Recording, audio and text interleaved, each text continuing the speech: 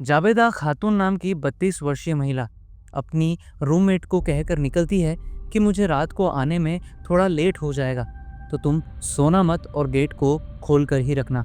उसकी रूममेट वैसा ही करती है जैसा जावेदा कहकर जाती है। लेकिन काफ़ी समय निकल जाता है, जावेदा लौटती ही नहीं। उसकी रूममेट उसे कॉल करने की कोशिश करती है, लेकिन जावेदा का फ़ोन स्विच ऑफ होता है। अब यहाँ पर उसे लगता है कि शायद ये वहीं पर रुक गई है जहाँ पर ये काम से गई थी। वो सो जाती है और अगले दिन तक वो 3 से 4 बार जावेदा को फिर कॉल करती है, लेकिन फ़ोन स्विच ऑफ आ रहा था। अब उसकी टेंशन बढ़ने लगी और घबराहट में वो पुलिस स्टेशन पहुंचती है और जावेदा की मिसिंग कंप्लेन लिखाती है। अब यहाँ कहने को पुलिस एक्शन में आती ज़रूर है, लेकिन 5 से 6 दिन बीत जाते हैं। पुलिस किसी भी तरीके की ना ही सीढ़ियाँ ना ही कोई कॉल रिकॉर्ड्स निकालती है। अब यहाँ पर जावेदा का 5 से 6 दिन हो चुके थे, कुछ भी पता नहीं लग रहा था। तभी कुछ दिनों बाद अचानक पुलिस के पास एक फ़ोन आता है, जहाँ पर पुलिस को ये पता चलता है कि एक अज्ञात बॉडी खड्डे में मिली है, जो कि मेट्रो स्टेशन के पास एक गार्डन में मिली है। अब यहाँ पर जब पुलिस वहाँ जाती है, तब पुलिस को देखने में ऐसा लग रहा था कि कोई शराबी पीकर गिर गया है खड्डे में और मर गया है। लेकिन जब उस लाश को बाहर निकाला गया, तब वो लाश एक महिला की थी। जिसके बाद जावेदा की रूममेट को बुलाया गया और पहचान करने पर यह पता चला कि ये लाश जावेदा की ही है। अब पुलिस जावेदा की बॉडी को निकालकर सही से चेक करती है, तब उसके गले पर कुछ ऐसे निशान थे जिसको देखकर ये साफ जाहिर हो रहा था कि इसका मर्डर किया गया है, वो भी गला दबाकर। अब यहाँ पर ये जो मामला है, ये मिसिंग से मर्डर में बदल चुका था। अब यहाँ पर जब पुलिस गहराई में इन्वेस्टिगेशन करती है, तब जो राज खोलता है उसे सुनकर आप भी शॉक हो जाएंगे कि केवल इतना सा रीज़न था जावेदा का मर्डर करने के पीछे। तो इस वीडियो में हम जानेंगे कि ऐसा क्या रीज़न था कि जावेदा का मर्डर करना पड़ा और इस मर्डर के पीछे किसका हाथ था। नमस्कार दोस्तों, मेरा नाम है Tushar Singh and you are watching the crime desk by Tushar. Javeda Khatoon एक तलाकशुदा महिला थी, जो कि बेसिकली आसाम की रहने वाली थी, लेकिन उसकी जॉब गुरुग्राम में थी, इसलिए वो अपनी एक फ्रेंड के साथ गुरुग्राम में ही रहती थी। तलाक के बाद उसकी फैमिली से कोई भी कांटेक्ट नहीं था, तो उसको अपना कहने वाला मात्र उसकी एक दोस्त ही थी और दोनों ही एक दूसरे की बहुत ही ज़्यादा फिक्र करते थे। अब यहाँ पर जावेदा की मुलाकात उसी के पड़ोस में रह रहे एक संजय नाम के व्यक्ति से होती है, जो कि राजस्थान का रहने वाला था, लेकिन वो एक मैकेनिक था और उसकी जो एसी रिपेयरिंग का काम था वो गुरुग्राम में ही सेट था। इसलिए एक दिन जावेदा का एसी ख़राब होता है तो संजय ही उसे ठीक करता है, जिसके बाद इन दोनों के बीच में दोस्ती होती है और दोस्ती आगे जाकर प्यार में बदल जाती है। दोनों ही साथ घूमते, साथ फिरते, उसके बाद खाना भी साथ खाते थे। अब इन दोनों के रिलेशनशिप को 6 से 7 महीने हो चुके थे। दोनों के बीच सब कुछ अच्छा चल रहा था, सब कुछ नॉर्मल चल रहा था। अब आता है 26 नवंबर 2025 का दिन, जहाँ पर संजय जावेदा से कहता है कि आज तुम मेरे चाचा के यहाँ पर आ जाओ, क्योंकि चाचा नाइट ड्यूटी में बाहर गए हैं।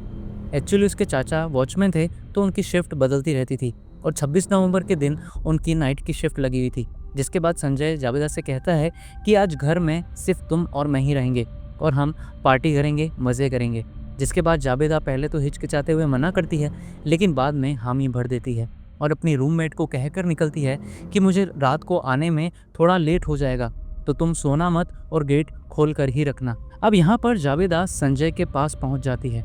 संजय ने पहले से ही शराब वगैरह का बंदोबस्त करके रखा था।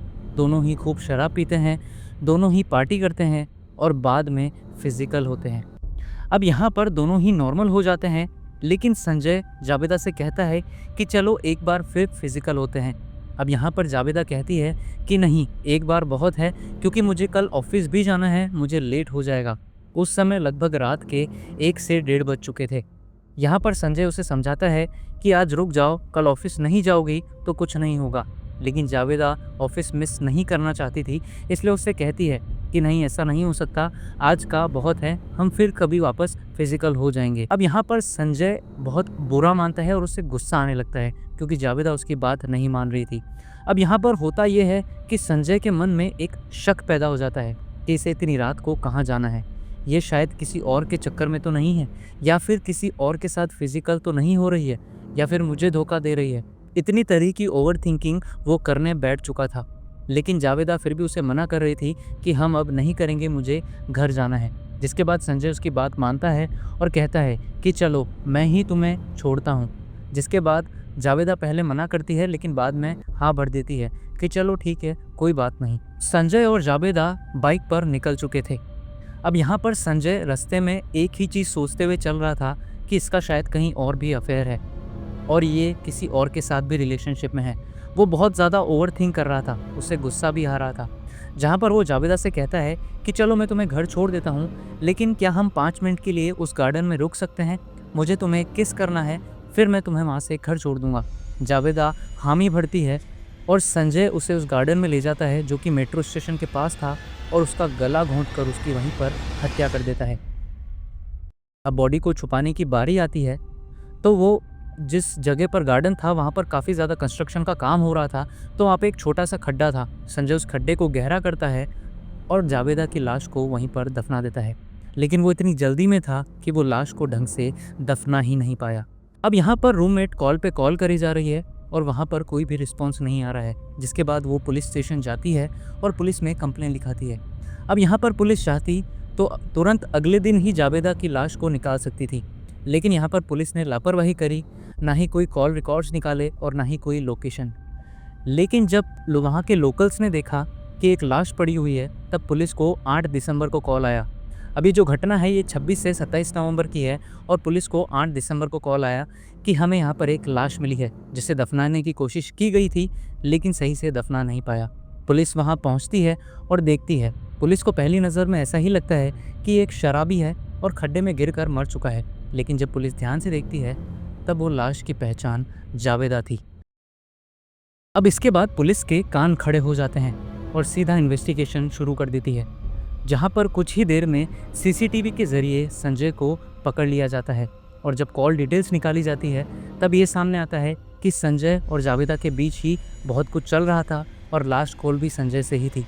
यहाँ पर पुलिस संजय को पकड़ती है और आधे घंटे के भीतर संजय अपना जुर्म कबूल कर लेता है। तो हम यहाँ देख सकते हैं कि एक छोटी सी ओवरथिंक की बीमारी, जिसका शायद ही कभी कोई इलाज कर पाएगा, इस एक बीमारी ने जावेदा की जान ले ली। संजय को शक था कि इसका कहीं और भी अफेयर चल रहा है, जिससे उसे गुस्सा आया और उसने जावेदा की जान ले ली। आई होप आपको आज की क्राइम स्टोरी पसंद आई होगी। अगर आपको बहुत अच्छी लगी है तो इसे लाइक कर दीजिए, मेरे चैनल को सब्सक्राइब कर दीजिए और बेल आइकन पर भी क्लिक कर दीजिए। मिलते हैं नेक्स्ट क्राइम स्टोरी के साथ। तब तक के लिए जय भारत।